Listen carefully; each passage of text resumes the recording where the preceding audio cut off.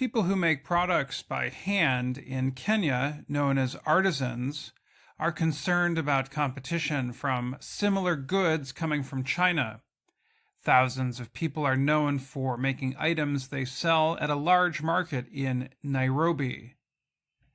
Njoroge Macharia makes stoves, known as jikos, in the local language, Swahili. He said, similar stoves coming from China are hurting his business because they are less costly. Those from China are not better than ours. Ours are really good, said Macharia, who has made stoves for 40 years.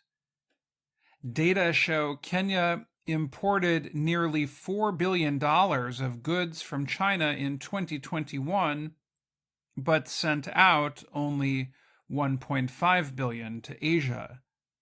Magdalene Vivi sells kitchen items.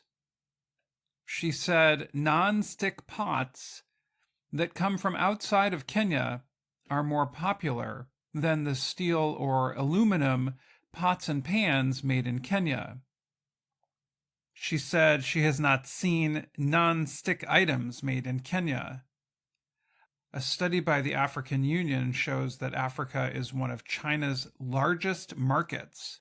Mary Wambui is one shopper who said she prefers the less costly items from China.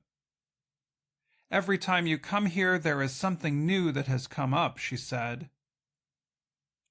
Wohoro Ndoho is an economics expert in Kenya. He said a lack of automation technology means most products made by Kenyans are handmade.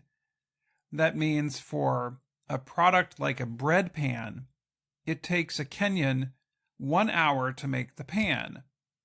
In the same hour, a Chinese factory can make 1,000, he said.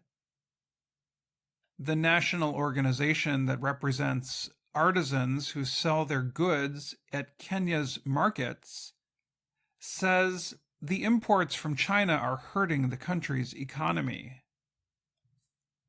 Charles Kalumba is Secretary General of the organization. He said the people he represents make high-quality stoves that save energy. The stoves coming from China may look the same, but they are a little different. Kenyan leaders are hoping to negotiate a trade agreement that will permit more sales to China. Wilfred Marube is the leader of Kenya's Export Promotion and Branding Agency. He said, China and Kenya made an agreement in January to work together. Now the two nations are working to find a way to open China's market to Kenyan agricultural products.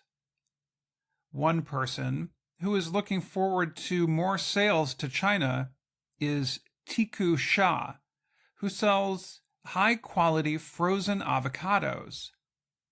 Shah said the challenge for Kenya is to increase the number of avocados it can grow and send to China and its 1.4 billion people. A lot of us are not ready for that scale of business, Shah said. It's a big business on a big scale. It requires a lot of investment, and it requires a very dedicated market focus. In 2020, China ranked 11th on the list of Kenya's export destinations, says national data. With the new agreements, Kenya hopes to see China rise on that list. I'm Dan Friedel.